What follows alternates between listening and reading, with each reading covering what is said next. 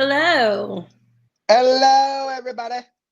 I think I'm going to have to cave finally and get some ear pods because my hair's so much cuter when I don't have these stupid headphones on.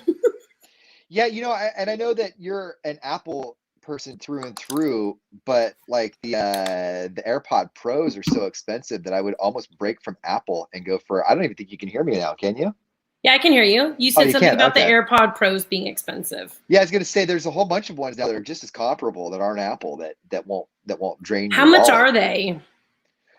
Well, okay, so like the Pros that I got were 199, I guess. The Yeah, I can't ones do that I that right got, now. yeah, the ones I got my friend I found for like $25, and she said they sounded great. Okay, yeah, then I'll just get some of those. Yeah. So So, how are you? I'm doing good today. How are you today? Good. We need to get the because I don't know when the power is going to go out. They're shutting off the power all day again today. Okay, so we'll slam through this real quick. Then you're going to tell us why you're like the reverse good luck Chuck. Okay, so recently I've had a couple of women tell me that I'm their karma for their exes, and I think it's hilarious. And I don't know if I should take it as a compliment or what. So we'll start. The ex-boyfriend, his ex-wife and I became friends, and when her and I started talking, she was like, "You're my hero. You're like his karma." Right? And I go, how am I supposed to take that? She goes, you figured him out the fastest and you take no crap, right? And I'm like, okay. So fast forward, I was talking to this guy for a couple weeks and come to find out his ex-wife is close ties with somebody that I know. And he knew that, but didn't tell me until later. But her sister assured me, my sister said, you guys would actually be really good together. And he is going through a split up, blah, blah, blah. And I'm like, okay, talk to this guy for a couple weeks. Figure out he's toying with me. So you know me, when I'm done, I'm mean. When I'm done with you, I go pretty hard. And I'm not nice at all. And so I post some like text messages between me and this guy, and the girl in the middle read it and goes, that sounds like something he would say. And then I guess she like blew it up and then pieced the letters that I didn't black out together to see that it was the guy that she knew. So she invited me out. Wow. Yeah, this is what women do. If you didn't know. And she wrote me and she's like, sounds like something he would say. Can you meet me for a drink? Yes. So I meet her for a drink and I said, look, your sister said you would be cool. And she goes, she reported that wrong. I said, what do you mean she reported it wrong? She goes, when I heard that you were hanging out with him, I went, oh, he's going to get what he deserves. I go, what does that even mean? I'm a good person. She goes, oh, I knew you wouldn't put up with his crap. How long did it take? 2 weeks? 3 tops? I said about 3 weeks. She goes, oh, let me see some of the text. So I showed her. And now his ex-wife wants to hang out with me too. Is he going to come along? No. She's like, you are so bold. Like most women would never talk to men this way, but whatever. Good morning, Zeke.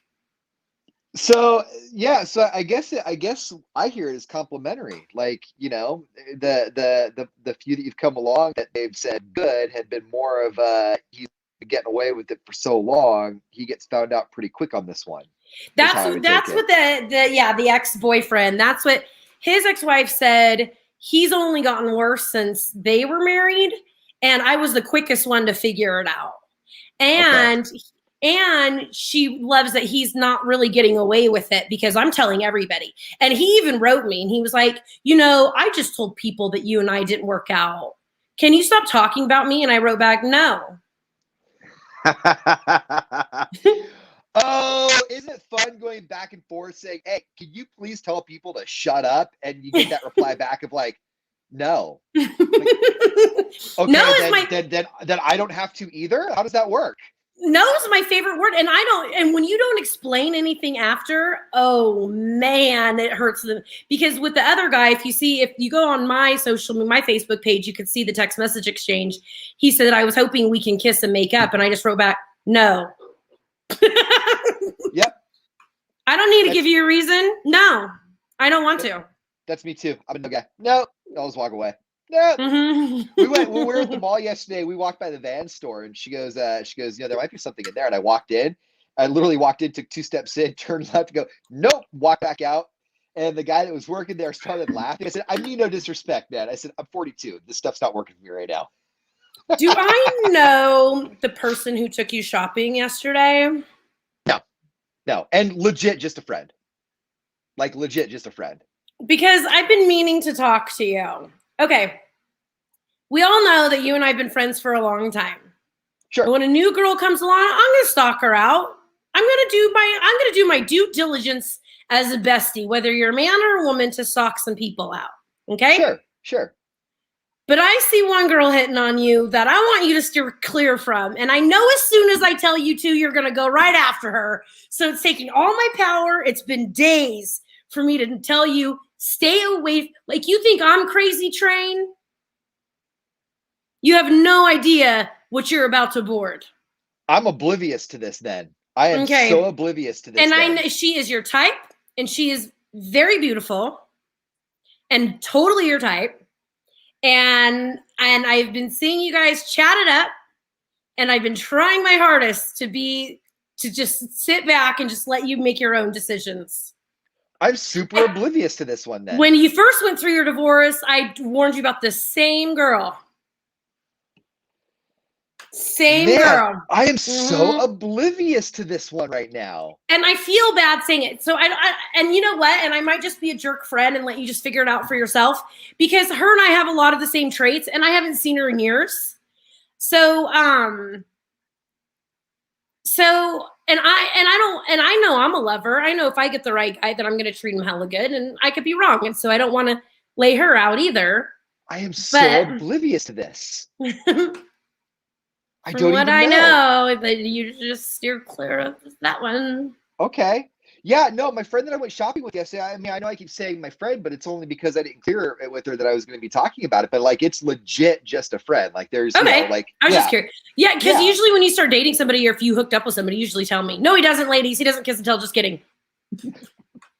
Well, okay, but to that, like, everybody kisses and tells, right? When people say everybody. I don't kiss and tell, everybody. But kissing and telling you is not kissing and telling. If I go and I hook up with somebody and I come and tell you, I might as well tell my wall or my dog, because it's the same thing. It's somebody that I know is just going to stay there with me, that stays there. That, like, everybody needs somebody that they can tell something to. And I can tell you what I have going on, and I know that it stays there, and vice versa. That's not kissing and telling. That's an outlet. No. And is it a double standard thing? Like, because, like, remember that one week, Frog Jump weekend, I had the best time. Like, the guy that I hung out with drove me to my girlfriend's house, and I told him on the way, I'm taking her to breakfast and telling her everything, and he didn't care. Right. I don't know. So do you guys get in more trouble when you kiss and tell than when we do? I think so. I just don't. When I was very, very, very first single, I was like 7, 8 Oh, I'll tell everybody. I'll tell everybody. I went out, my first sister combo of like that's my sister, was I'd gone out with somebody, and then, a week or two went by, and I started talking to somebody else, and I said, oh, you're so-and-so's sister. She goes, yeah. I said, okay, well, in full disclosure, like, I dated her or I went out with her a couple of times. So, like, I don't want anything to be weird. I'm not going to say anything more, just we did. And she goes, well, did you guys hook up? And I said, I don't think that's for me to say. I think she's your sister, and you probably ought to go talk to her about that. And she goes, yes. She goes, well, if you guys hooked up, then it's a non-starter, and we're absolutely not going out. And I said, okay, well, I'm not trying to kiss and tell, but the answer is yes. If that's your hard no, then I'm not going to lie to you. The answer is yes. And I don't feel like that's kissing and telling, because that's your sister. And because I was honest like that, we ended up going out. And even though we ended up going out and it was like a non-match, it was still one of those things where, like, I made a judgment call to say what I had been doing with somebody where I normally would not. Oh, see, you're thinking responsible stories about kiss and telling. I'm thinking hooking up and just telling everybody I want, because whatever. And that's the other thing. I was last night I was making fun of the guy's skills, and she was crying. I go, tell your friend she lost out on nothing. That was what she's gonna have for the rest of her life. Tell her to move it along. And my friend's like crying, laughing. I said till death do us part for this. But I assume guys are going to kiss and tell. I've assumed that. But I've been this open about my sexuality for a long time. I assume guys just tell anyway. I can't speak for all men. I think at least for me, it was a progression, right? I think every guy, 20, 21, 22, 23, if they haven't really taken time to look around, will start kissing and telling because they're kids, right? Okay, and does it depend on the act? No. Because, I think at that age you'll even embellish a little bit. Yes. Okay. Because when I dabbled with a guy friend and a girlfriend, all of us together, after it was all done, she was like, "Don't tell anybody." And I look at her and I go, "He's going to tell everybody he knows." How you're going to expect this dude not to tell everybody? Okay. But then, see, I think where there's I just assume he's going to tell everybody. I think there's a power imbalance in this scenario where women have more power in this than men do. Is I think women can get away with the kissing and the tellings, and I think that there's an inherent thought that if a woman talks and kisses and tells, then the guy's chest puffs out a little bit. Like that's like the old most way of the thinking. time, right? Yeah, most of the time, if you're speaking highly of them, most of the time. There was one guy in my past that was like, "No, this is my private life. I don't care how good you tell him I am. It's nobody's business." And I'm like, "Oh man, I'm sorry. I thought I was pumping you up." And I think as I've gotten older, I've kind of taken on his mentality. I think for women especially, so for me with women especially, like I am very much like what happens with me and another woman goes to you and maybe one other friend if I feel like it's a story that I can trust him with. Otherwise, it stays with me, and I feel like that's fair to her, and I feel like that's fair to me, and I feel like she'll give me that same respect because good or bad, I don't want anything. I have found out more in this last 2 years or more in this last year than ever. I don't want stuff out there floating around about me that may not be true. Yeah. I used to not care. Now I kind of do. And plus I think when I'm in a serious relationship with somebody again, that I'm not going to, because with my last relationship, I spoke of him so highly, it made women like slip into his DMs behind my back. And right. I don't want that again. Mm-hmm. Right. Well,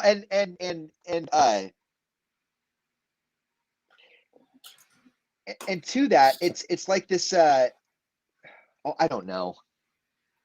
It's just it's a weird thing where you just have to like everybody says you have to walk gently and watch your step, but I feel like if you're just being a decent person, then you don't have to watch your step. Like if you're just doing the right thing, then you don't really got to watch what you're doing because you're doing the right thing. And so that's kind of how I'm trying to approach it now. I used to be a huge kiss and teller. I used to like if we're putting all cards on the table, like the misogyny in me ran super deep, and it was like a badge of honor. And I would look at you and be like, "Yeah, last night." And as I've gotten older, I realized A, I was a tool, and B, if I wanted another, "Yeah, last night," then I can't go around saying, "Yeah, last night," because I'm not going to get another one. There was one guy that I was hanging out with after my divorce, and we're just ended up being friends or whatever, that he called and thanked me a couple months later because a girl swiped on him on Tinder, and I said, "You should absolutely hook up with that. You're not going to regret it." Well, and she did. She said, "Madden told me that I should just take this date and it's going to be worth my time." And he called me. He's like, "You're the coolest." That's awesome. I think that's awesome. I think that's awesome. Nobody's ever called me and said, "I read your Yelp review. This is it. Let's do this." We remember when we did that show, like if they had a Yelp review, because there's this one guy and we're still buddies, and you know him, you like him too. He's a good buddy of yours too. Okay. And 100% of the feedback I got for this guy was negative. Don't go out with him. Here are the reasons. This. So I cancel on him, right? Can't go out. And he's like, "Why? You just canceled on me last minute." I'm like, "I have some stuff to do with my kids, blah, blah, blah." Well, that night I end up at Old Town, and one of his buddies sees me, and he shows up and he sits his butt down next to me and goes, "Tell me what you heard." Right?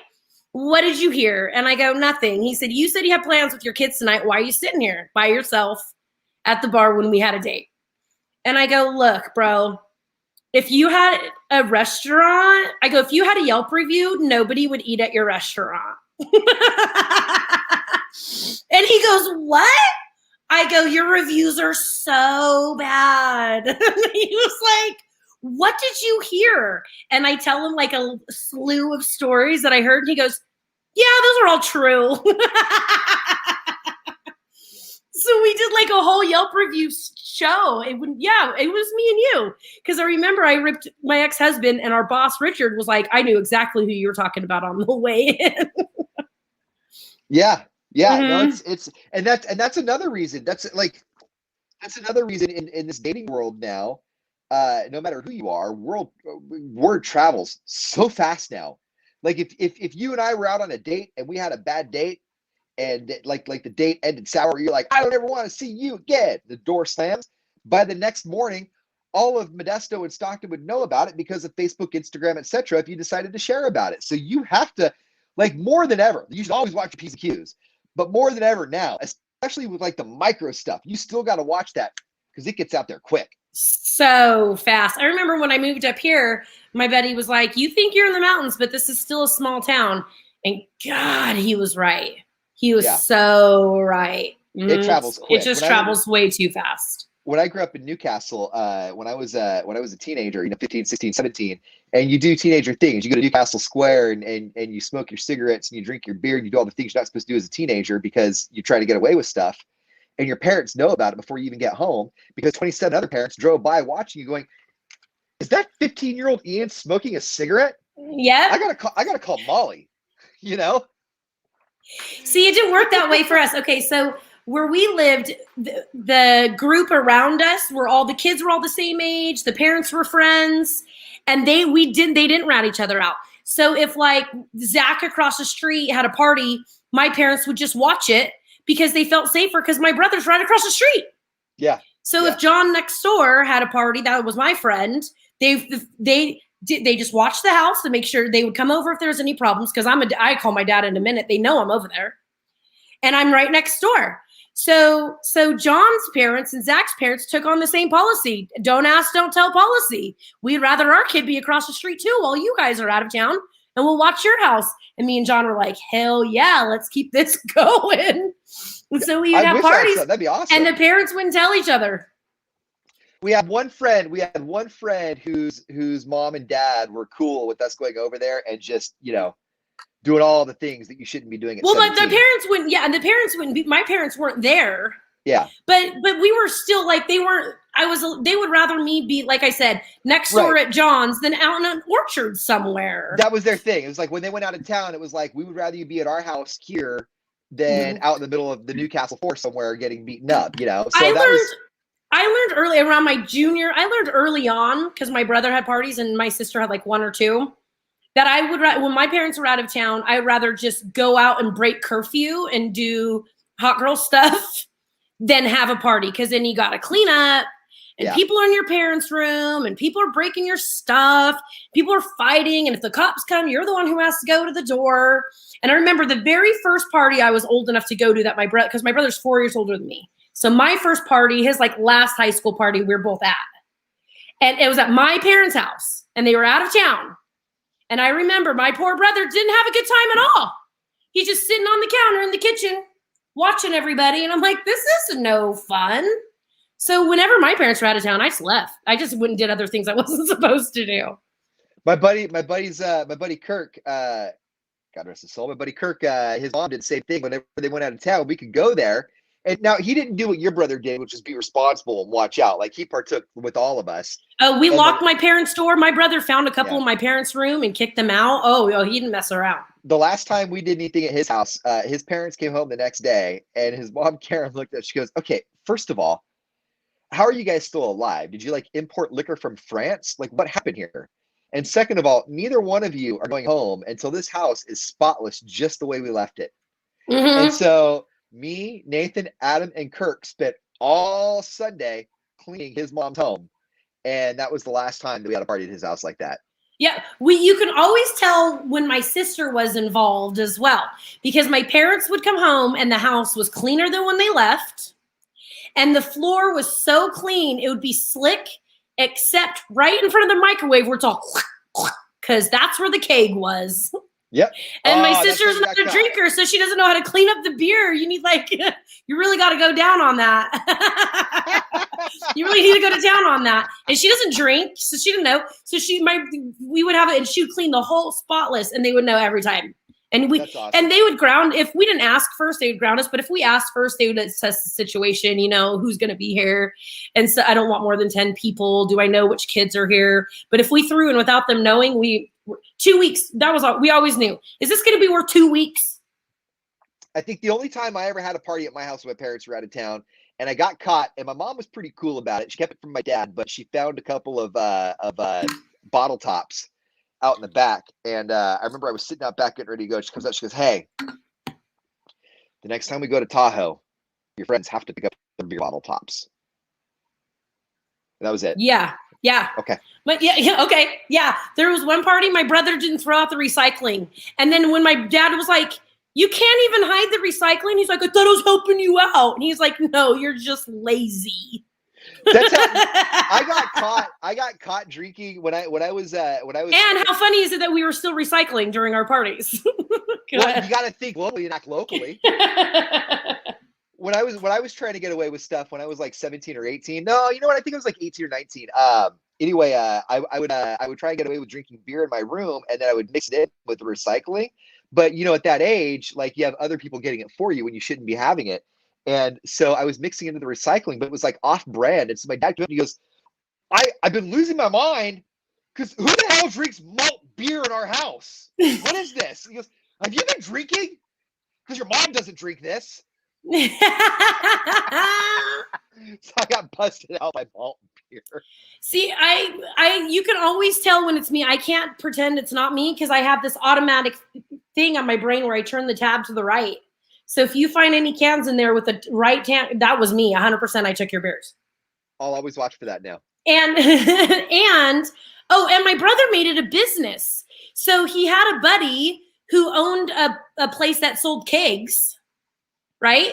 So you get these kegs at cost and then charge everybody $5 a head to get into the house. I mean, that's smart. That pays for it. Brilliant. And then some. Yeah, no, I like that. I really like that. Entrepreneur. I missed out on the college experience because I just went straight from high school to a couple of MJ or JC classes in here. But my buddies that all went to like UC Davis and stuff, I would go meet up with them. I had a buddy that went to Notre Dame, and then he would come out twice a year and do like this little college tour and go see all of his other buddies who grew up with out here that are on West Coast colleges. And so I would go with him.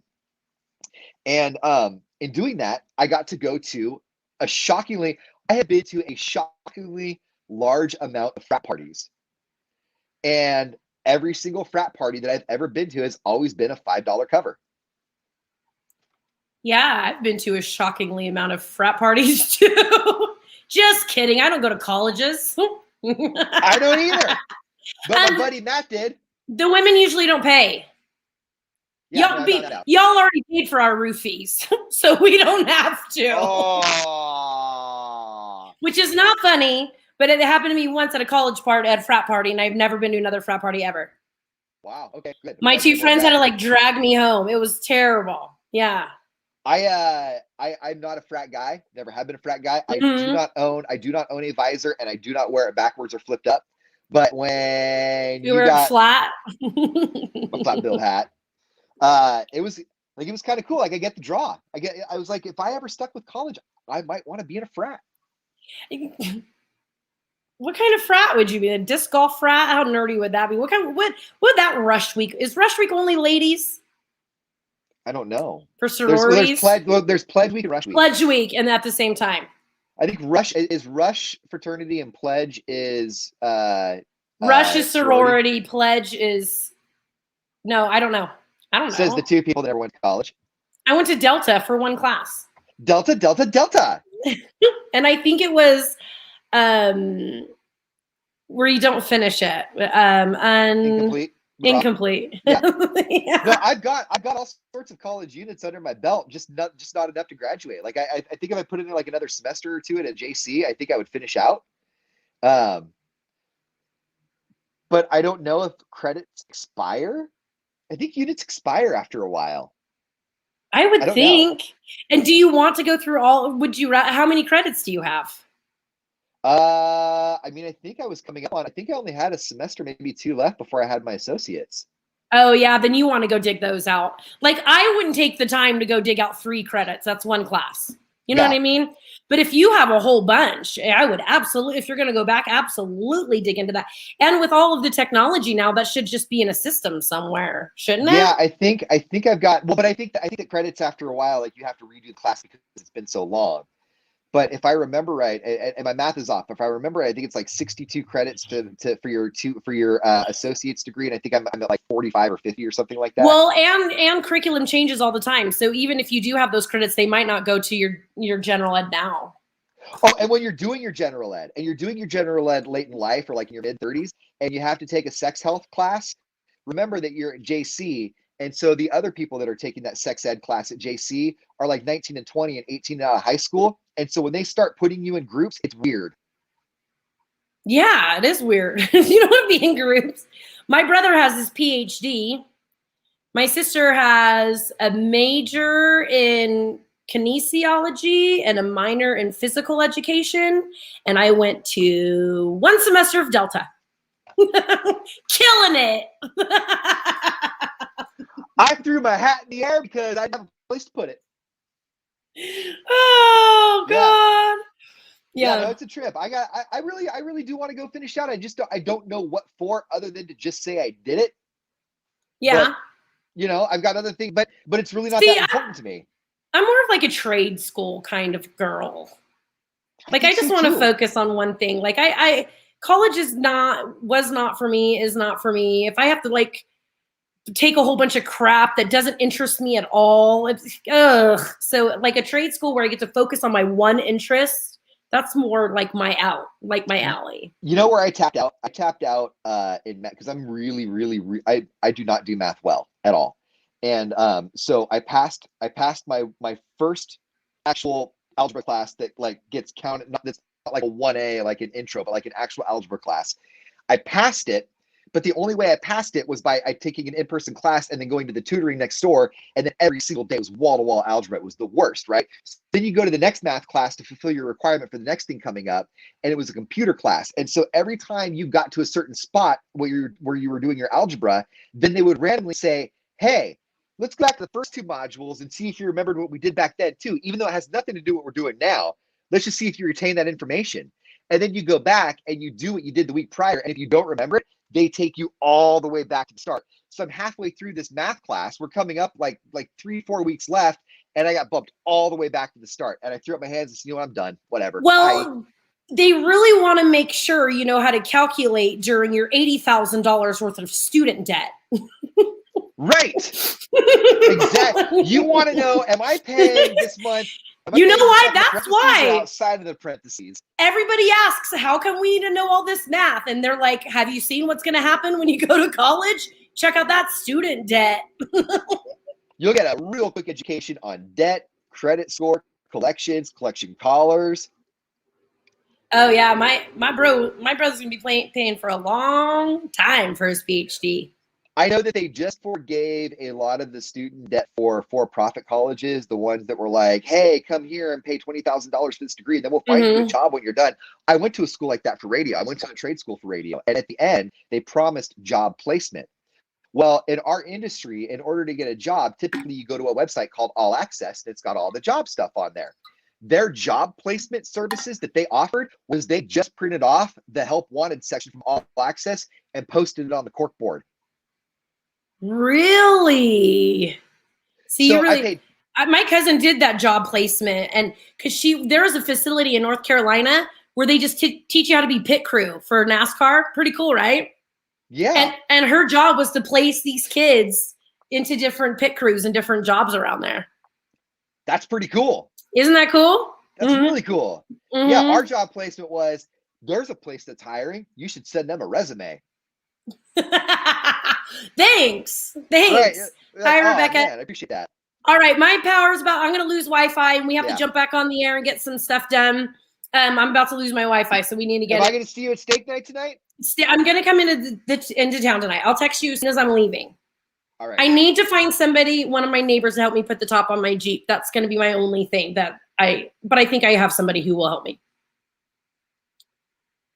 I need to invest in one of those cloth ones. Like a cloth top? Yeah. Okay. Like a All rag right, we'll top. get out of here then. All right, bye, you guys. Bye, guys.